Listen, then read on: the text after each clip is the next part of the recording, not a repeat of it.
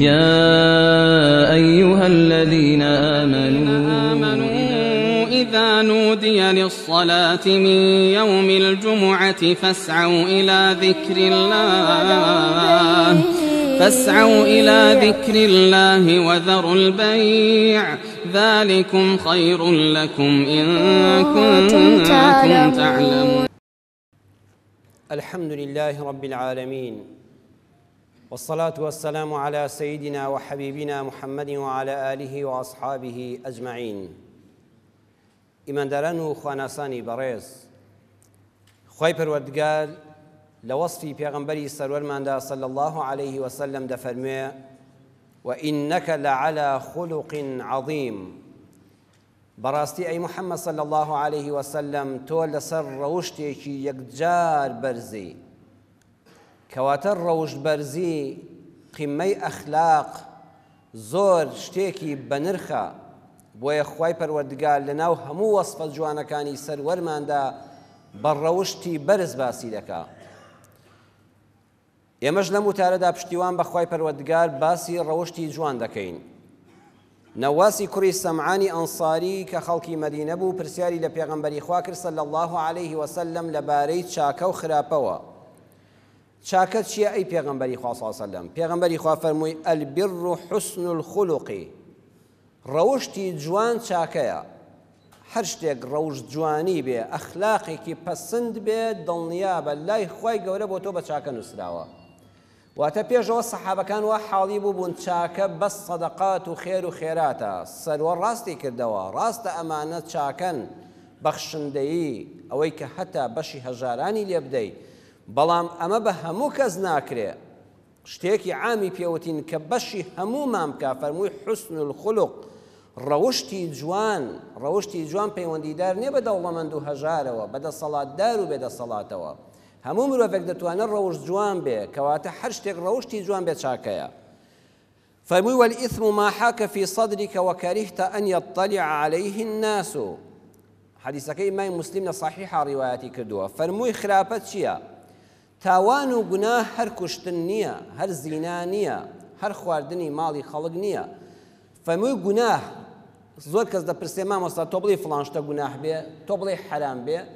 ئەمە قاعیدەیەکی پێغەمبەرە صلی الله عليه وسلم هەر یەکەمان لەبەر ئەم ئاوێنەدا خۆمان ڕانوێنین. گوناه و تاوان و بێشەرعی دوو سیفەت لە هەر شتێکە هەبوو بزانە بە تاوان لەسەر نووسراوە. یەکەمیان بە ئەنجامدانی لە ناخی خۆتا سینەت هەز بە زەقیەتێک بکە، یعنی دڵە ڕاوکەیەکە توش دەبێت لەم مەلایە دەپرسی لەو مەلا دەپرسی ئەو فتوات بۆ دەدا کەچی هەر دڵت ئارام نییە. هەر شتێک قەلەقی بۆ دروست کردی، سینەتی زەقیەت و ناڕەحەت کرد و تینی بۆ هێنای نەتدەزانی چی بکەی، هەر لە ناخی خۆتدا هەستت بە قەلەقی دەکرد، ئەوە بزانێ یەکێک لە مەرجەکانی گوناهە، ئەوە حرامە، ئەوە بێشەرعیە. دووەمیان پێت خۆش بێ خەڵک پێی نەزانێ، پێت خۆش بێ شتەکە شاراوە بێ، حەز نەکەی خەڵک چاوی لێت بێ، حەز نەکەی بەم دەنگ و باست بزانێ، حەز نەکەی خەڵک بزانێ فڵان موچەل لە فڵان بندیوارە هەیە. ئەوە هیچ پرسیاری مامۆستای ئاینی بۆ مەکە. ئەو دوو نیشانەیە لە هەر شتێکە هەبوو نیشانەی ئەوەیە حرامە، ئەوە گوناهە، ئەوە لای خوا بە تاوان لەسەرت دەنووسرێ. ئەگەر مامۆستایەکیش بە هەڵە فتوات بۆ بدا، فتواکەی وەرمەگرە، خۆت لە خۆت بپرسە. پرسیار کرا لە پێغەمبەری خوا صلی الله عليه وسلم عن أكثر ما يدخل الناس الجنة. چ شتێک بە زۆری خەڵک دەباتە بەهەشتەوە؟ ئەو خەڵکە زۆرەی کە خوا لەوانمان حساب کات دەچنە بەهەشتەوە بە زۆری بەهۆی چیەوەیە؟ فەرمووی: تەقوى الله وحسن الخلق. تەقوای خوا لە نێوانی خۆت و خوادا هەمیشە خوات لەبیر بێ. ئەگەر وا بووی لە هەموو کارێکە زانیت چاودێری خوات بەسەرەوەیە، شەرمت لە خوا کرد، لەبەر خوا دەستت لە زۆر شت پاراست، ئەوە یەکێکە لەو شتانەی دەباتە بەهەشتەوە. دووەمیان لە نێوانی خۆت و خەڵکدا، چونکە خەڵک جاری وایە سود لە شەو نوێژی تۆ نابینێ، خەڵک سود لە نوێژی تۆ نابینێ، خەڵک سود لە ڕۆژووی تۆ نابینێ، بەڵام ئەوەی لەگەڵ خەڵکە سوودی هەیە حسن الخلق، ئەخلاقی جوان. ڕۆژانە کە لە مزگەوت دەچیتە دەرەوە، لە شەقامە، لە بازاڕە، لە دائیرەدا ئەخلاق و ڕەوشتێکی پەسند و جوانت هەیە و خەڵک ڕەحمەت بۆ خۆت و دایک و باوکت دەنێرێ، ئەمە دەتباتە بەهەشت. تەقوای خوا لەگەڵ ئەخلاقی جوان. وبرسالي ليكرا عن أكثر ما يدخل الناس النار. أي سرور من صلى الله عليه وسلم خلشي بزوري بهوي تشي ودسنا دوزخوا. فرموي الفم والفرج، بهوي دم يانوا، بهوي زمان يانوا، بهوي داوين يانوا. جا زۆربەی خەڵکی مسلمان سوپاس بۆ خوا داویان پاکە بەڵام ئاگامان لە زمانمان بێ فەرمووی ئەم دوانە دەم زمان هەروەها داوێن ئەم دوانە ئینسان بە هیلاکا دەبەن و زۆربەی خەڵکی کە دەچێتە جەهەنەم بەس لەسەر ئەم دوانەیە ڕەوشتی جوان بازنەکەی زۆر فراوانە یەکەم کەسێک کە ڕەوشتن لەگەڵی جوان بێ هاوسەری ژیانی خۆتە ئینسانی ڕەوشت جوان زۆر کەس دەبینین لە دەرەوە لەبەر چاوی خەڵکە ئەخلاقیاتێکی جوانی هەیە بەڵام لە ماڵەوە باش نییە بەڵام ئیسلامی ئێمە پێمان دەڵێ پێش ئەوەی بچێ ناو خەڵک لە ماڵەوە لەگەڵ هاوبەشەکەی ژیانتدا ئەی پیاو لەگەڵ ژنەکەتدا ئەی ژن لەگەڵ پیاوەکەتدا ئەخلاقت بەرز بێ ئەخلاقت باش بێ ڕەوشتت باش بێ ئیسلام فێرمان دەکات تۆی پیاو کە دەچیتە ماڵەوە با کلیلی مەدخەلەکەشت پێ بێ خۆت خاوەنی ماڵی کلیلەکە بە سوی سارەکەتەوەیە زۆر بە ئاسانی دەتوانینە لە جەڕەس دێنە لە دەرگادەی نەدەنگێکت بێ کلیلەکە ماڵی خۆتە خانووی خۆتە کلیلەکە بکەیتەوە بچیتە ئەو دیمەدخەلەکە و ماڵی خۆتە بەڵام ئیسلامی ئێمە پێمان دەفەرمێ ئەوەش مەکە لە ڕەوشتی جوانی تۆی پیاوی مسلمانە کە چوویتەوە ماڵی خۆشت باش وایە 2 دقە 5 دقە پێشەوە تەلەفۆنێ بۆ خێزانت بکە بڵێ ئافرەت وڵا وا هاتمەوە وا خەریکم بەرەو ماڵ دێمەوە یان لە جەڕسێکی دەرگاکەت بدا یان گەیشتێ بە دەرگاکە کۆکەیەک بکە ئەستەغفیرڵڵایە بکە سوبحان اللهە بکە دەنجێک بکە کە خەڵکێک کە لە ژوورەوە خێزانەکەت بزانە هاتوویەوە ئەمە بووە بکەین یەکێ دەپرسێ من ماڵی خۆمە هاوسەری ماڵ حەڵاڵی خۆمە خۆ بە ڕوتیش ببینم هاوسەری خۆمە ئیسلام لەبەر دووشت ئەمەی داهێناوە بە تایبەتی لەم سەردەمەی ئەمڕۆدا جوانترین ڕەوشتە 5 دقە پێشەوەی بگەیتە ماڵەوە تەلەفۆنێ بۆ هاوسەرت بکە ئافرەت وڵا وا هاتمەوە لە خوا بەزیا بێ ژنێک لە ماڵی خوشکەکەیەتی لە ماڵی دایکێتی دەزانێ مێردەکەی وا لە ماڵەوەیە پێشەوەی بگاتەوە ماڵەوە تەلەفۆنێ بۆ مێردەکەی بکە پیاوەکە لە خوا بەزیاوە هاتمەوە وڵای شەکەم تەواو وا گەیشتمە ماڵەوە دەرگاکەم لێ بکەوە ئەمە لەبەر دوو هۆکار یەکەمیان ئیسلام حەز دەکات بە تایبەت خوشکان کاتێک کە مێردەکانیان دێتەوە بۆ ماڵەوە یەکەم سیما کە دەیبینێ بە جوانی بیبینێ پێغەمبەری خوا صلی الله علیه و سلم دەفەرمێ باشترین خەزێنەیە کە پیاو لە دنیادا خوا پێی بەخشی بێ بەخوا زۆر لە دۆلار و دینار گەورەترە دەفەرمێ ئافرەتێکە ئیذا نەظەر ئیلەیها سەڕەتهو ئیمامی ئەبوو داود بە ژمارەی فەرموودەی 1664 ڕیوایەتی کردووە و حەسەنە واتە ژنەکەت کە چوویتە ماڵەوە بە یەکەم بینینی خۆشحاڵێک بەدڵتا بێ ئەوەندە سیمای جوان بێ بەڵام ئافرەتە لە ماڵەوە لەوە ئەچێتەوەی زانی بێ مێردەکەی لە ماڵ نییە قژی ئاڵۆسکا بێ جوان جلێکی باشی لە بەرانە بوو بێ بەم ئاگادارکردنەوە مۆڵەتی بدە با دەستێ بەخوا بێنێ دەستێ بە برۆیا بێنێ بەدەستێ بە قژیا بێنێ جلێکی جوانتر لە بەرکە با ئەم پیاوە یەکەم دیمەن کە دێتەوە ماڵەوە سەیری بڕواتان بێ خوشکانی بەڕێزم کە گوێبیستی ئەم وتارن کە بینەری ئەم وتارن کە لە مزگەوتان دڵنیا بن پیاو سیفەتێکی هەیە زۆر خانوو بەلایەوە گرنگ نییە قەنەفە بەلایەوە گرنگ نییە کەوانتر بەلایەوە گرنگ نییە پیاو چاوی ئەمانە کەم نابینێ ئەوە ڕۆژتی ژنە بەڵام پیاو یەکەمین شتێک کە سەرنجێدا جوانی خێزانەکەی خۆیەتی زۆربەی پیاوێک کە تووشی لەعگەڵ حرمەتم بۆ ئەم پیاو بە ڕێزانی مزگەوت کە لەوانە نین تووشی لادان دەبێ ئەوەیە ژنەکەی خۆی لە ماڵە بە جوانی نابینێ ئافرەتان جوانن ئافرەتان خوا بە جوانی دروستی کردن بەڵام پێویستیشان بە خزمەتکردنی خۆیان هەیە بەداخەوە لە کۆمەڵگەی کوردەواری ئێمەدا ئافرەت کە منداڵێک دوو منداڵی بووی تر واز دێنێ واز لە خزمەتی مێرد و خۆ جوانکردن و ئەوانە دێنێ کە هەڵەیەکی گەورە دەکا پیاوەکە هەروەکو جارانی خۆیەتی با یەکەم دیمەن کە تۆی بینی چاوت بڕێژە کورە تۆزێ میکیاج بکە کە هاتی هەر ئەو 5 دقەیە فرسەتێک بێنە کوڵمەکانت بڕازێنەوە ئەو ئەوەندەی ئافرەتی ڕازداوە لە دەرەوە بینیوە باکە هاتەوە بزانێ خێزانەکەی خۆی لە خەڵک جوانترە دووەمیان بۆچی ئاگاداری ماڵەوەت بکەی کەوا من دێمەوە ماڵی خۆتەوە بۆ خێرامەت خەل نەکەیتەوە بۆ ئەوەی خێزانەکە دڵنیا بکەیەوە ئەی ئافرەت قەد من لە کەمینانیم لە تۆ لە ڕۆژگاری ژیانمدا دڵم لە تۆ پیس نییە چونکە ژن زۆر حەز بەوە دەکات بەوە ناڕەحەت دەبێت لە کتوپڕا دەرگا بکەیتەوە بزانیدا خۆ کەس لە ژوورەوە نییە ئەمە یەکەم خۆ تووشی دڵپیسی دەکەی دووەمیش ئافرەت هەز دەکات مێردەکەی لێی نائەمینە کە 5 دقە 10 دقە پێشەوە ئاگادارت کرد کە کۆکەت کرد قەت دەرگال نەکردەوە لە خۆوە ئەم ژنە دەزانێت تۆ متمانەت پێیەتی دڵنیا بە قەت ئافرەت تووشی خیانەت نابێگە مێردەکەی ئەوە بیر بکاتەوە ئەگەر ئافرەتێکیش ئەوەندە مێردەکەی سەرکۆنەی کرد کوتی دەڕۆم بۆ فڵان شوێن دوای 5 دقە لە کتوپڕا خۆی کرد بە ماڵە ئەم ئافرەتە فێری بەدڕەوشتی لێ بەدوول لە ڕووی جەنابتان چونکە دەزانێت متمانەی نەماوە لەو ماڵەدا با متمانە بمێنێ با دڵپیسی لە بینی ژن و مێردەکانە دروست نەبێ ژنێکیش بۆ پیاوەکەی با قەت لێی لە کەمینا نەبێ لە تخوا من ئێستا کتومە ئەمڕۆ نایەمەوە با لە کتوپڕا بچمەوە بزانم داخۆ کەس لەگەڵ پیاوەکەم نییە لە ژوورەوە قەت ئەو مەجالە مەدە بە شەیتان بهێنە دڵتەوە هەر مەجالی مەدەیە نەخێت 10 دقە لەوە پێش ئاگاداری کە ما من دێمەوە دڵنیام کە تۆ ئەوەندە پاشی کەس لە ماڵەکەدا بە نامەحرەمی لەوێ نییە ئەمە ڕەوشتە ئەمە ئەو ڕەوشتە جوانەیە کە ئێمە دەمانەوێت باسی بکەین بەڕێزان حتا ئیسلام دەچێتە بواری ژووری خەوتنی پیاوان و ژنانی ئیماندارەوە لەوێ ڕەوشی جوان چۆنە قورئان دەفەرمێ نساؤکم حرث لكم فأتوا حرثكم أنا شئتم وقدموا لأنفسكم ئافرەتان چێڵگەیەکن ئەو چێڵگەیەن کەوا تۆویان تێدا دەچێندرێ و بەرهەمی جوان پێشکەش دەکەن بچنە لای خێزانەکانتان لە کۆمەوە نەبێت چونکە نەعلت لەو پیاوە کراوە لە پشتەوە لاتە لە ڕێی پیسیکردنەوە دەچێتە لای خێزانی و لە پێشەوەش لە کاتی بێنوێژیدا ئەم دوو حاڵەتەی لێ دەرچێ بە ڕەزامەندی ئافرەتەکە پیا و ئازادە بە هەر شێوەیەک ئارەزۆ جنسیەکانی خۆی لەگەڵ هاوسەرەکەیدا جێبەجێ دەکا قورئان دەفەرمێ وەقەدیموا لئەنفوسیکم ئاگاتان لێبێ شتی جوانیش پێشخەن سبحان الله ئەم قورئانە هەموو شتێکی باس کردووە شتی جوان پێشخەن چی بکەن پێغەمبەری خوا صلی الله علیه و سلم لە حەدیثە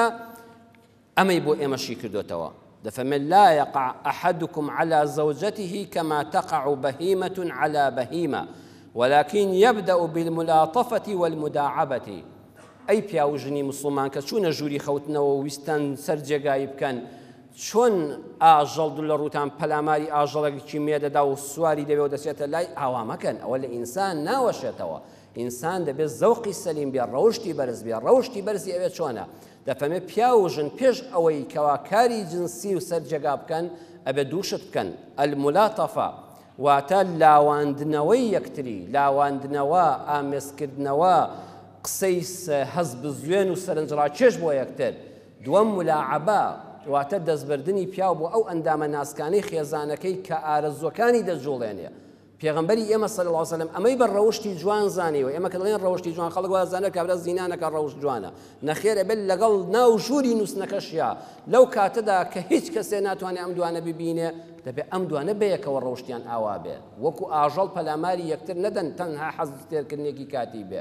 مولاتەفە قسەی خۆش قسەی هەز بزوێنەر دەست لە ملانکردن ماچومۆز ملاعەبەش دەستبردن بۆ ئەو ئەندامانەی جنسی ئافرەت کە ئافرەتەکە دەوروژێنێ پیاویش بە هەمان شێوە نابێت ئافرەتەکە بڵێ من حەقی هیچم نییە دەبێت ئافرەتی مسلمانیش دەست بۆ ئەو شوێنانە بەرێ کە پیاوەکەی دەوروژێنێ بۆ ئەوەی لەزەتێکی تەواو لە یەکتر بکەن ئەمە بە ڕەوشتی جوان لە قاڵبی ئیسلامدا بۆ ئێمە تۆمار کراوە ئەچیتە دەرەوەی ماڵ خەڵک دێتە ماڵت لە میوانداریدا ئەخلاقت جوان بێ قورئان دەفەرمێ فەئیذا طعمتم فانتشروا کە چوویتە میوانی ماڵێکەوە ناچار مایتەوە نانت خوارد قورئان دەفەرمێ دامەنیشە دوای نان خواردنی نیوەڕۆ حەتا ئێوارە دامەنیشە دوای نان خواردنی ئێوارە لە ماڵی براکەتی لە ماڵی خوشکەکەتی لە ماڵی هاوڕێکەتی هەتا دەبێتە 11 شەو نانی ئێوارەت خواردووە هەر نانەکەت خوارد یەک فەنها فای بەکارهێناوە فای تعقیب نیو سعات زیاتر دامەنیشە یەکسەر خواحافیزی بکە هەرچەند کوتی کوڕە جارێ زۆر بڵێن ناتەواو نانمان خوارد میوانداریمان کرد خواحافیز چونکە ئەم کەسەش لەوەچێ ئیشێکی هەبێ بەڕێزم لەوەچێ مەوعیدێکی هەبێ لەوەچێ پشووی بوێ ئەم منداڵی ئەم ماڵە پێویستیان بە سعیکردن هەیە دەنگەدەنگ هاتۆ قسەی میوان هاتۆ دایکیان مەشغوڵ بووە دەرفەت بدە با سعیەکەشیان بکەن هەروەها لەوەچێ ئەم ژنە ئەمجا ماڵ پاکاتەوە ئەوە نان و ئامادەی کردووە ئەمجا چەند سعاتێکی دەوێت تا ماڵەکەەوە خۆی لێ دەکاتەوە تۆ 11 شەو هەستی ئافرەتی داماوی وا هەیە سعات 2 شەو دەخەوێ ماڵەکەیەوە خۆی بۆ لێ ناکرێتەوە نا ئەوەندە دەرفەتی بدەیە حەقی میوانەکەش بدا پاشان حەقی جێگای مێردەکەشی بدا لە سعاتدایا بچێتە ناو جێگای خەوتنەکەەوە تۆ یا من و تۆ 11 شەو هەستین ئەم ئافرەتە کێ قاپەکانی پشووە کەی ماڵەکە وەک خۆی لێ بکاتەوە فإذا طعمتم فانتشروا زۆر لە میوانداری مەمێنەوە نانت خوارد یەکسەر خواحافیزی بکە و بڕۆ چایەکت خوارد سعاتێ دانیشتی مەیکە بە سعات و نیو 2 سعات ئیمامی شافعی ڕەحمەتی خوای لێبێ زانا و سەرمەسەبی ئێمەی میلەتی کورد کابرایەک دەستچێ بۆ لای حەل لە بەیانیەوە ئەم پیاوە دانیشێ حتا نزیک بانگینیوەڕۆ پیاوێکی وەک ئیمام شافعیش ئەو هەموو ئەرکە قورسەی لەسەر شانە چەند دقەیەک لە ژیانی ئەوە چەند مەسئلەیەکی فقهی پێشکەش بە ئومەتی ئیسلام دەکات تا قیامەت دەمێنێتەوە ئەی ناڕەحەتی بۆ ئەو کەسانەی کە کاتمان زێڕینە بەڵام لەگەڵ حرمەتمان پیاوێکی بێئیش لێ پەیدا دەبێت چەند سعاتت دەگرێت بە بەلاش ئەو ماوەستا خۆ پیشاندام و لە فڵان شوێن ئەوە بێ فڵان کەس دەرچێتەوە کاکە من چیشم بەو شتانەیە ئەوە تۆ باسی تەلەڤیزۆن بۆ من دەکەی من وەک تۆ ئاگام لێیەتی من پێویستم بە شتێکی کەیە ئیمام شافعی بەم پیاوە زۆر ناڕەحەت دەبێت ئەوە چەند سعاتی لە کاتی زێڕینی گرت هیچ سوودێکیشیان بە یەکتر نەگەیان نەگوێ بۆ خێر ڕادەگرێ نە لە شەڕیش بێدەنگ دەبێت ئیمامی شافعی فەرمووی بە خێزانی خێرا نانێکی بدەنە بەڵکو گەنانەکەی خوار بڕوە بەخوا نانیشی خوار ئاویشی خوا هەر نەڕۆی بوو بە ئێوارە ئەمجا عزلی لێنایەوە دەیفەرموو وتی ئەخشە ئەنتە ئەکوونە قەد ئەثقەلتە عەلەیکە یا ئیمام وەڵڵاهی وا بزانم ئەمڕۆ چاک عەزیەتم دای پێشەوای موسڵمانان ئیمامی شافعی ئەوەندە بە ئەدەب بووە ئەوەندەش زانا بووە قسەکانی بە توێکەڵ بوون فەرمووی ئەنتە ثەقیل عەلەیە وئەنتە فی بەیتیک جا ئەم قسەیە دوو مانای هەیە یعنی کاکە تۆ بارخورسینی تۆ هەر لە ماڵەوە لەلای من قورس و بەڕێزی نەش هاتێ ئەو هەموو کاتەی خۆشن نەبەخشیایە هەر بەڕێز بووی لەلای من ئەنتە ثەقیل وئەنتە فی بەیتیک لە ماڵی خۆشتە هەر لای من قورس و سەنگینی معنای دووەمی ئەوەیە من لە ماڵی خۆتانەوە لێت دەترسام لە سەد دڵم قورس بووی ئەی قورب بەسەرم کە ئەمڕۆژ هاتووی بووە لام هەی وا هەیە تەلەفۆن دەکات دێم هەر لە ماڵەوە لێ ترسی معنای دووەمی ئەگە کابرا جا خۆی کامیان هەڵەبژێرە با تێبگا یعنی لە ماڵەوە هەر لام بەڕێز بووی دووەم مانای ئەوەیە بەخوات تۆ لە ماڵی خۆتا بووی کە وتت دێم بۆ میوانداری من لێت دەترسام ئەنزانی هەڵناستی ماڵەکە بەجێ نایاڵی کاتی زۆرم دەکوژی پیغمبری خوا صلی الله علیه وسلم دفرمای الا اخبركم باحبكم الي واقربكم مني منزلا يوم القيامه خلقنا اگادارتان بکەم لە ڕۆژی قیامەتە کە لەلای حەوزی کەوسەرەکەم دادەنیشم چ کەسێک زۆر خۆشەویستە لەلام ولا من زۆر نزیکە لە مەجلیسی منەوە لە قیامەتە سێ جار ئەمەی فەرموو سەحابەکان وتیان بەڵێ ئەی پێغەمبەری خوا صلی الله علیه وسلم فەرمووی ئەحسەنکم ئەخلاقا ئەو کەسانەتان لە دنیادا ئەخلاقیان جوانە و ڕەوشتیان بەرزە لە هەموو کەس لە من نزیکترن لەسەر حەوزی کەوسەر لە هەموو کەس زیاتر ئەو موسڵمانە ئیماندارانی ئومەتم خۆش دەوێت تا قیامەت کە ئەخلاقی جوانیان هەیە لە ئەخلاقی جوانە کەسێک بێئەدەبی بەرامبەر کردی قسەی ناشرینی پێوتی تۆمەتی بۆ هەڵبەستی تۆ مادام خۆت دەناسی پاک و خاوێنی ئاوەڕی بۆ مەدەوە لێی گەڕێ خۆت مەهێنە ئاستی ئەو پیاوێک لە مەجلیسی پێغەمبەر صلی الله علیه وسلم ڕەسوڵ الله دانیشتووە ئیمامی ئەبوبەکر دانیشتووە هادی خەی بە ئیمامی ئەبوبەکر گرت هاست ئینسانی وایە لەو سەردەمەدا هیچ شەرمی نەکرد لە شکۆی پێغەمبەری خوا صلی الله علیه وسلم شەرمی نەکرد لە ثانیە اثنین کە ئیمامی ئەبوبەکرە ئەو ئیمامی ئەبوبەکرەی کە لە دوای پێغەمبەری خوا صلی الله علیه وسلم ئیمانی لە هەموو ئومەتی ئیسلام خورسترا هاتو شەتەمە ڕەجل ئەبا بەکری الصدیق پەنا بەخوا قسەی ناشرین تۆمەت دایە پاڵ ئیمامی ئەبوبەکر جاری یەکەم ئیمام ئەبوبەکر قسەی نەکرد جاری دووەم ئیمامی ئەبوبەکر هەر جوابی نەدایەوە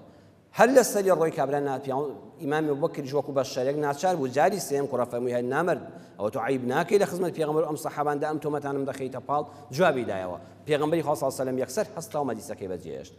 ئیمامی ئەبوبەکر فەرمووی قوربان لە من عاجز بووی پێغەمبەر صلی الله علیه وسلم فەرمووی نزل ملك من السماء يكذبه بما قال لك فلما انتصرت وقع الشيطان فلم أكن لأجلس إذا وقع الشيطان أو إمامي أبو بكر حتى تو جواب الندى وبينيم فريشتيك لو أسمانا ودهات أخواره بوك هبراي دقود هي دروزن والله درودك أو بيا وباكو بيقردا فريشتي خوال لأسمانا ودهات بدروي دخستوا كخوت هات يجواب وخوت خسر ريزيوا شيطان بيني هاتنا وفريشتك الروي مجلسي كذا نانيش شيطاني تدابه بوي إنسان أجر باك بو بيقرد بو خوت الناسي كشان باكي منەتت بە قسەی خەڵک نەبێ دڵنیا بەخوا لە ئاسمانەوە لەسەر تۆ بە جوابە دام بەخۆ تا بگرە فریشتەکە بە درۆی دەخاتەوە با شەیطان نایەتە نێوانەوە حەزەتی عیسا پێغەمبەر سەلامی خوای لەسەر بێ ئەو پێغەمبەرە پایە بەرزە بەلای بەنو ئیسرائیلەکاندا ڕۆی فەقالوا له شەڕا قسەی نابەجێیان پێوت بەنو ئیسرائیلی زۆر دوژمنی پێغەمبەران بوون پێغەمبەرانیان شەهید کردووە قسەی ناشرینیان بە حەزەتی عیسا پێغەمبەر گوت فقال لهم خيرا بلام أو دعاء خيري بوكرن فمخوا هدايتان بدا وتيان إنهم يقولون لك شرا وأنت تقول لهم خيرا أي حضرة عيسى أو أنا أو بأدب ناشير ندكم بلان بلد كتشيتو أو بحرمته وجوابي عند ديوا فرموي كل ينفق مما عنده خلقنا بزانا إنسان تشي بيبلا ودبخشي جوزت تشي تدابي أويل درجة من ئەگەر وەکو ئەوان زمانم بەکاربێنم دەبێ وەکو ئەوانە بم من پێغەمبەری خوام ئەوەی لای منە جیاوازە لەوەی کە لە ئەوانە من نابێ ئاستی خۆم خەمە ئاستی ئەوانەوە ئەمە دەرسێکی زۆر گەورەی ڕەوشبەرزیە قەت ئاگادار بە تۆی بەڕێزی ڕەوشبەرز خوا نەخواستە لە ڕۆژگاری ژیانتا کە ڕەوژ نزمێک هاتە ئاستەوە خۆت مەخەڕیزی ئەوەوە تۆ لەوەی کە لاتە دەبێت لێت بڕژێ و لەوە بەخشی کە خوای گەورە پێی بەخشیوی کە ڕەوشبەرزیەکانتە بەسەراتی عەرزی جەنابتان دەکەم کە ئەوانەی ڕەوشبەرزن خوا بەرزیان دەکاتەوە ناویان بە نەمری لە مێژوودا تۆمار دەکرێت کابرایەکەیە نێلسۆن ماندێلا هەمومان ناومان بیستووە ڕابەری ڕزگاری خوازی ئەفریقیەکان ئەفریقای باشوور ئەم پیاوە دوای چەندین ساڵ زیندانی کاتێک کە ئازاد کرا و شۆڕشەکەی سەری گرت و بوو بە سەرۆک کۆماری ئەفریقای باشوور ڕۆژێکیان لەگەڵ چەند هاوڕەیەکی لە ڕیستۆرانتێکە نان دەخوا لە مەطعەمێکا دانیشتۆ نان دەخۆن سەیری کرد پیاوێک لەو بەرمێزەکەیەوە دانیشتووە لە ژێر چاوە سەیریان دەکا و شەرمنێکە یەکێ لە پاسەوانەکانی نردووتی ئەو پیاوەی ئەو مێزی ئەو بەرم بۆ بانکە بڵێن نیلسۆن ماندێلا دەڵێ بێن لەگەڵ منە نان بخوا چوو وتی قوربان تەشریف بێنە جەنابی سەرۆک دەیەوێت لەگەڵ تۆدا نان بخوا وتی ناپێویست ناکە وتی وەڵڵاوە ئەمری ئەوە ناچار بە ملکەچیەوە ڕۆیشت و هەموو لەشی دەلەرزی ئەویش خواردنی بۆ داوا کرد زۆر حرمەتی گرت چاوکچۆنێکی گەرمی لەگەڵا کرد بە یەکەوە نانەکەیان خوارد وتی هەر باوەڕکە وەڕزی جەنابتم دەکرد دەمێک بوو تۆم نەبینی بوو ئەوە ڕەفیقەکانی نازانم کابرایە چێیە هەرویستم بە یەکەوە پارێک نام بخۆین ئەمجا ئیسلاحەتی خۆت وەرگرەوە خوا ئاگادارت بێ کابرا ڕۆیشت وتیان قوربان ئەو پیاوە چێ بوو ئەوە لەناو ئەو خەڵکەدا لەو مێزەوە بانگت کرد و خواردنت بۆ داوا کرد و بەڵام هەستمان دەکرد ئەو پیاوە وە زروفی تەواو نییە دەموچاوی تێک چووە دەستەکانی دەلەرزێ فەرمووی ئەو پیاوە ئەو کەسە بوو نیلسۆن ماندێلا قسەکەی بۆیە دەڵێم فەرمووی چونکە قسەی جوان کافریش بیکە هەر دەبێ بڵێن فەرمووی قسەی جوان لە هەموو کەسێک وەرگیرێ وتی ئەو کاتێک کە من لە سژن نابووم چەند ساڵ ئەو پیاوە زیندانەوانی من بوو لە ژوورە فەردەکەمدا هاوین بوو هەموو جار هاوارم دەکرد تو خوا یەک پەرداغ ئاو بەس ئاو هیچی ترم مەدەنێ بەس ئاو ئەو پیاوە سەرۆکی زیندانەکە بوو بەدیار منەوەدان نابوو ئەمنێکی زۆر دڵڕەق بوو بەدیارمەوە بوو هەموو جار پانتۆڵەکەی زنجیرەکەی دەکردەوە میزی دەکردە بە دەم و چاو دەممە هەموو وڵامەکەی بۆ پاڕانەوەکانی من کە چۆن دەپاڕامەوە بۆ یەک پەرداغ ئاوی سارد ئەم گوت بەس پەرداخی ئاوم بدەنێتر وەرن لێم دەن وەرن نانم مەدەنێ بەس لە تینوان ناخنکام ئەو پیاوە بە سەدان جار میزی بەدەمما کردووە بە دەم و چاوما کردووە ئێستا کە منی بینیم چۆن لەرزی چۆن تێک چوو بۆیە بانگم کرد کە تاتی بگەێنم تێم گەیان بە کردار پێش ئەوەی بە قسە تەریقی بکەمەوە ئێمە شۆڕشمان بۆ تۆڵەسەنەوە و بۆ سەپاندنی دەسەڵاتی خۆمان نەکردووە ئێمە وەکو ئێوە نابین ئەو شۆڕشەی من لە پێناویا کردومە نابێ شکۆی مرۆڤی تێدا بشکێ من ئامادەنیم بە زلەیەکیش تۆڵە لێ بکەمەوە سجنت بکەمەوە بە پێچەوانەوە ڕەوشتی من ئەوەیە نانت بدەمێ کە تۆ میزت بەدەم و چاوما دەکرد ئەو پیاوە سەیری کە چۆن بەرز بەوە لە مێژوودا هەموو مێژوو بە موسڵمان و کافرەوە بە فەخرەوە ناوی دێنێ ئەمە دەرسێکە ڕەوشبەرزی سەرۆک دەسەڵاتدار حکوومەت پۆلیس ئاسایش ئەوەیە کە قەت شەق لە خەڵک هەڵنەدا کە قەت زلە لە خەڵک هەڵنەدا کە قەت خۆی ئەوەندە نزم نەکاتەوانێ ڕەوشتی ناشرینی لێ بوەشێتەوە آخر ئەمە بەڕاستی دەروونێکی گەورەی دەوێت جەنابەت دوای خودپەش بیری لێ بکەوە کابرایەک سەدان جار لێی بپاڕیتەوە بۆ یەک قوم ئاو بەبێ تاوانی ژیرابی بەبێ تاوانی ئەو میز بکە بە دەم و چاوتە میز بکاتە ناو دەمتەوە ئەگە هەر یەکێک لە ئێمە بێت دەبێت تخوا بڵێت دو ڕۆژێ تۆ بڵێ ئەو دەسەڵاتم نەکەوێتە بەردەست ڕۆژە سەر کۆماری وڵات بی نەکەر بەرپرس و ئاسایشێکی تەبیعی نەکەر دەسەڵاتدارێکی بێ هەروەکو میلەتەکە تۆش ڕەشوڕۆت بی گەورەی هەموو وڵات بی ئەمجار قسەیەکی پێنەڵی بە کردار وتی تێم گەیان شۆڕشی ئێمە بۆ تۆڵەسەنەوە نییە ئینسانی مەرد تۆڵە ناسێنێتەوە من شۆڕشەکەم لە پێناوی ئازادی مرۆڤدا بوو بۆ ئەوە بوو کە دەسەڵاتی خۆمان بۆ سەپاندنی شۆڕشی خۆمان بۆ سەپاندنی دەسەڵاتی خۆمان بەسەر هاوڵاتیدا نەکردووە تۆ تازە لێت بوراوی تۆ ئازاد کراوی پێشمان دێت لە سەروەری مرۆڤایەتی ڕابەری پێغەمبەران حەزەتی محەممەدی مستەفا صلی الله عليه وسلم ئەم ڕەوشتە جوانەی لێبیندرا کابرایەک لە دەشتەوە هاتبوو وتی کامە پێغەمبەری خوا صلی الله علیه و وتیان ئەوە پێغەمبەری خوایە قەتی نەدیبوو کە چوو بەلایەوە ئەو پێغەمبەرەی کە ناوی لە شەرق و غەربا داوەتەوە ئەلەرزی فأصابته من هيبته رعدة ترس لرزك دايقرت بو پیغمبري خاص صلى الله عليه وسلم بانجي كرد فمهون عليك كاك آرام با ملرزا فإني لست بملك من باشايك دنياي نيم من دا صلاة دارك استمكار نيم بودا لرزي إنما أنا ابن امرأة من قريش كانت تأكل القديدة والله برا منج إنسانكم وكتو من باوكم نبو دايكم ببيوجن كوشي بخيوي كردم بەخوا دایکم ئەوەندە هەژار بوو توانای کڕینی گۆشتی تازەی بازاڕی نەبوو ئەو گۆشتە قەدید ئەوەیە اللحم المملوح المجفف في الشمس گۆشتیان دێنا کە حیوانێک سەر دەبڕدرا و ساغ نەدەبەوە خوێیان پێوە دەکرد لەسەر بەردەگەرمەکانی عەرەبستاندا هەندەنا تا وشک دەبەوە بامێ و تەمادەی وشکراوە گۆشتی وشکراوەش ئاوا هەبووە وتی وەڵڵی ئەو هەرزانەی دایکم دەکڕی لەبەر بێپارەی و هەژاریمان من کوڕی ئەو ئافرەتەم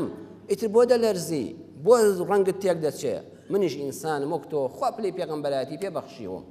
ئەم سەروەرە بۆیە بەم ئەخلاقە جوانی دەچوە ناو دڵی هەر هاوڵێکەوە ئەو کەسە یەکجار ئەو محەممەد المستەفای دەبینی هەرگیز دەبینی نەدەچەوە چونکە هیچ تەمێکی لێ نەدەبینی ڕۆشتی جوان ڕزگارت دەکاو دێتەوە ڕێگات والله جاری وای یەک سەلامێک دێتەوە ڕێگات سەلام لە کەسێک دەکەی حرمەت لە کەسێک دەکەی ڕێنمایی کەسێک دەکەی هەر بە خەیاڵتان نایەمە چی بێ بڕوا کە ڕزگارت دەکات بابەتێکم خوێندەوە ئەڵە کابرایەک لە وڵاتانی ئەوروپیدا لەم شوێنی بەستنی ماسی کاری دەکرد ها ماسی کە پاک دەکرێت و لە مجەمیدە دەکرێت و دواتر بە وڵاتان دەنێردرێت لە کۆگایەکی گەورەی ماسیدا کاری دەکرد ئێوارە درەنگ بوو وەختی ڕۆشتنەوەی کرێکارەکان بوو ئەم پیاوە چووە ناو یەکێک لە بەستێنەرەکانەوە مجەمیدە گەورەکانەوە ئەو ژووری بەستێنەرە چووە ناو دەرگاکە قفڵ بوو کەسیشی لێ نەماوە دەرگا ناکرێتەوە دەرگا لەبێت لەو دیو بکرێتەوە بە قەدەری خوا دەرگاکە پێوەدرا لە ناو مجەمیدەیەکە کە پلەکەی لەژێر سفری سەریدایە 5 دانە سەعات ئەوە مایەوە گەیشتە ئەو حاڵەتەی ئیتر تەواو جەستەی خەریب و لە کار بکەوێ بۆ بەیانی کە دەرگا دەکرایەوە بە دڵنیاییەوە ئەمیش وەکو ماسیەکان ڕقەڵ دەهات و دەیبەست لەو کاتەدا دەرگاکە کەسێک ترازاندی و کردیەوە کابرا وەکو ئەوەی لە سەرە مەرگا جارشکە ڕۆحی پێبەخشیەوە بەیانی دەنگ و باز بڵاو بەوە سوپاس بۆ خوای گەورە فڵان کرێکاری چالاکی دایرەکەمان کارگەکەمان لەدەست نەدا مدیر بانجی کابرای حرەسی کرد وتی چێتوێ ڕزگاکەتی وڵا حرەسی ئەم کۆمپانیایە بانجی حرەسیان کرد وتی کاکە تۆ چۆن زانیت خۆ تۆ کەراماتن نییە چێ بە تۆی ئەم پیاوە لەناو ئەم مجەمیدەدایە وتی وەڵی 30 ساڵە من لێرە حرەسم سەدان کرێکار لەم کۆمپانیای ئیشیان کردو و دێو دەڕوا هەر کەسە بە ئیشی خۆی مەشغوڵە کەس ڕۆژێ سەلام و کەلامێکی لە من نەکردووە هەواڵپرسێکی منی نەکردووە هەموو ڕۆژێ ئەم پیاوە بەیانیان دێ سەلامم لێ دەکا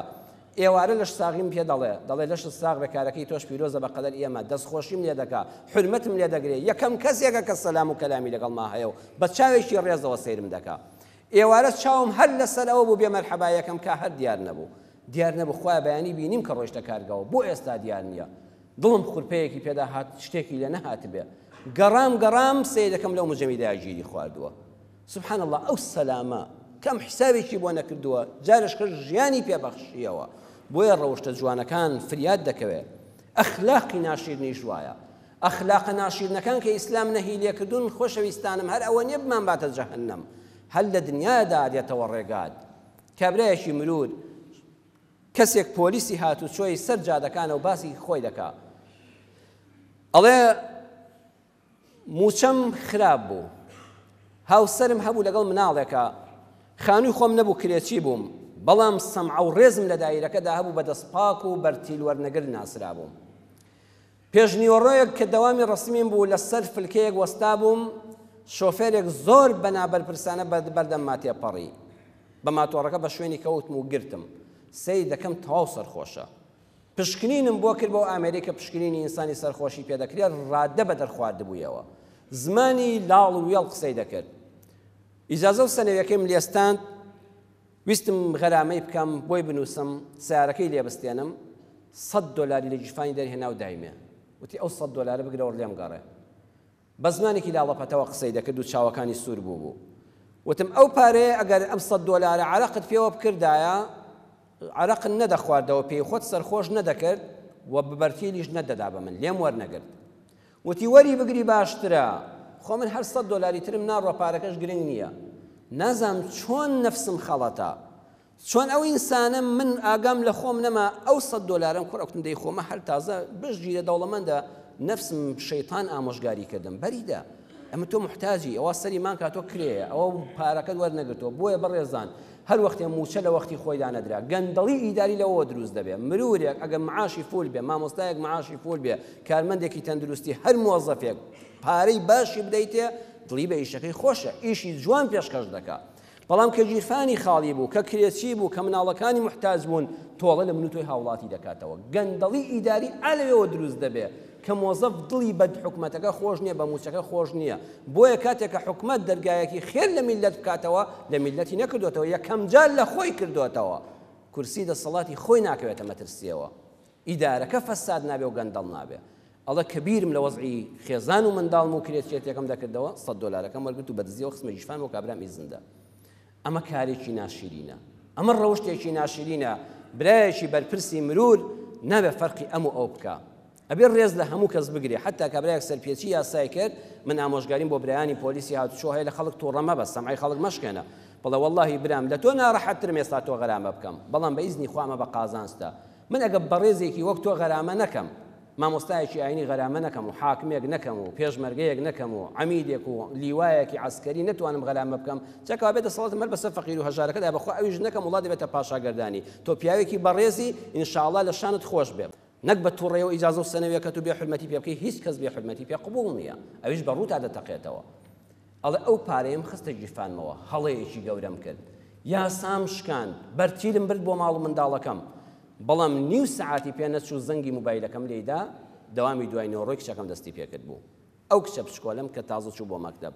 خێزانم بە گریانەوە تەلەفۆنی کرد فڵان لە کوێی وتم بۆچی بۆ دەگری وتی وەڵا کچەکەمان چوو بۆ مەکتەب سارە لێداوە کابراایەک بە سەرخۆشی لێداوە خێرا خۆم گەیاندە خەستەخانە و بنکەی پۆلیس سەیر دەکەم هەمان ئەو سایاقە سەرخۆشەیە کە من ئیزنم داوە یەکەم حادیسەیە کە تووشی بوو لە کچەکەی خۆمیدا ئەو ڕەوشتە یەکەم جار سینەی خۆمی گرتەوە ماڵی خۆمی گرتەوە ئەگەر لەوێ ئیزنم نەدایە کچەکەی خۆم تووشی ئەو بەدبەختیە نەدەبوو قاچەکانی شکاند بوو بەڕێزان هەموو کارێکی نایاسایی ناڕەوشتی و ڕەوژ نزمی پێش قیامەت هەر لەم دنیا ئینسان ناڕەحەت دەکاتەوە و دێتەوە ڕێگامان ئینسان لە ئەخلاقی جوانە گرفت چارەسەر بکە نەک گرفتی بچووک گەورە بکەین ئیمامی بوخاری لە صحیحا دەژێڕێتەوە دەفەرمێ بال ئەعرابی فی المەسجد کابراایەک لە بیابانەوە هاتبوو تازە هاتووە شار هاتە مزگەوتی پێغەمبەر صلی الله علیه و سلم سەغڵەت بوو ئەو کاتەش دیارە تەوالێت و شل لە مزگەوتان نەبووە هەر چوو لە سوچێکی مزگەوتە شڕواڵەکەی و عەباکەی کردەوە و دەستی کرد بە میسکردن لەناو مزگەوتی پێغەمبەرە صلی الله علیه و سلم فقام الناس إليه ليقعوا فيه هەموو خەڵکەکە ڕێک لێی هەستان کوڕەهەی نامەرد چۆن لە مزگەوتی پێغەمبەرە میز دەکەی ئەوە خۆ دەشت و بیابانی عەرەبستان نیە چۆن شتی وا دەکەی هەموو پێیا هەڵشاخان فقال النبي صلى الله عليه وسلم پێغەمبەری سەرۆر فەرمووی دعوه جارێ لێی گەڕێن با میزەکەی بکە ئێستا هیچ لەشی خۆشی نایەڵێ لێی گەڕێن وازی لێبێن کەس لێی نزیک نەبێتەوە خەڵکەکە هەموو لەسەر قسەی پێغەمبەر کشانەوە میزەکەی خۆی با بە ئیستراحەت بکە ئەمجا فەرمووی ئەو میزەکەی خۆی کرد وأريقوا على بوله سجلا من ماء أو ذنوبا من ماء فەرمووی ئەمجا با چارەسەری ئەم هەڵەیە بکەن بڕۆن دۆڵچەیەک ئەو بێنن ئەو کاتە فەرش و شل لە مزگەوتانە بۆ خۆڵ و چەوی تێدا بووە دۆڵچەیەکی گەورە بکەن بە شوێنی ئەم میزەدا لە خۆڵەکە دەڕواتە خوارەوە دوای کەس نوێژی لەسەر بکە پاک بووەتەوە ئەوە چارەسەرمان کرد فإنما بعثتم ميسرين فەرمووی ئەوا تووڕە مەبن ئەم ئیسلامەی ئێمە بۆیە هات ئیشی خەڵک ئاسان کە گرفت بچووک کاتەوە ولم تبعثوا معسرين ئیسلامی ئێمە بۆیە نەها شل لە خەڵک قورسکە ئای چەند جار لە ماڵەوە مناڵەکە یەک کوب ئاو دەڕێژێ چایەک دەڕێژێ قاپێک چێش دەڕێژێ کومبارەکەت تازە شتووە فەرشەکەت تازە کڕیوە قەنەفەکەت بەلاوە گرنگە سەی دەکەی دایکی بەڕێزی وایە باوکی وایە هەرایەک دەنێتەوە لەو ماڵەدا چۆن وات کرد چۆن نت کرد نەخێ دەعوه لە لێی گەڕێت تازە لەو مناڵە تووڕە مەبە دەتوانێت ئامۆژگاری پێ بڵێت تۆ زەوریاتر بە هەر ئەمەندە کافیە چارەسەرەکەش وەرە خاوێنیکەوە هەموو شتێک بە ئاوشتن خاوێن دەبێتەوە خۆ لە مزگەوتی پێغەمبەر ماڵەکەی تۆ پیرۆستر نییە خۆ مناڵ میزیش بە خۆیاکان نوێنەکانیشی تەڕکە سیستەمەی خێوەکەشی تەڕکە مەیکە بە ئاژاوەیەکی گەورە ئاسان کار بە قورس کار مەبە کۆتایی وتارەکەمان بۆ دێنین ڕەوشتی جوان ئەوەیە ئینسان بتوانێت شت چاکە هەر ڕەخنەگر نەبێ هونەرمەندێکی نیگارکێش دوای ئەوەی تابلۆیەکی زۆر جوانی نەخشکێشا بوو لە شوێنێکی گونجاوی شارە لە پارچێکا داینا قەڵەم و دەفتەرێکیشی دانا لە تەنیشتەوە وتی هاوڵاتیانی خۆشەویستی وڵاتەکەم ویستم بە تەقەلایەکی زۆر و هەموو جوهد و ماندووبوونی خۆم پێشکەش کرد بۆ چاوڕۆشنی ئێوە و دڵخۆشکردنی ئێوە ئەم تابلۆیان پێشکەش بەم پارکە و بەم شوێنە کردووە ئەگەر جەنابتان تێبینی و ڕەخنەیەکتان لەسەری هەیە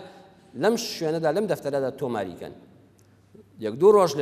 لەوێ بوو کە چۆسێکە دەفتەر فول بووە یەک دەستخۆشی تێدا نییە هەر هەمووی ڕەخنەیە دەبوو ئەمەوانە بێ دەبوو ئەو دوانە کردایە هەر هەمووی ڕەخنە بوو دڵی توم بوو چۆ لای مامۆستاکە وتی مامۆستا بەداخەوە ئەو خەڵکەی کە من خزمەتم کردن دەست خۆشیەکم بۆ نەهاتووە هەر هەمووی ڕەخنەیە ئەو هەموو هەوڵ و جوهد و ماندووبوون و شەون و خونیەی من لەبەر چاو نەگیراوە مامۆستاکەی فەرمووی دڵتەنگ مەبە خەڵک بۆ قسە ئازایە ئەم جارە وەرە تاقییان بکەوە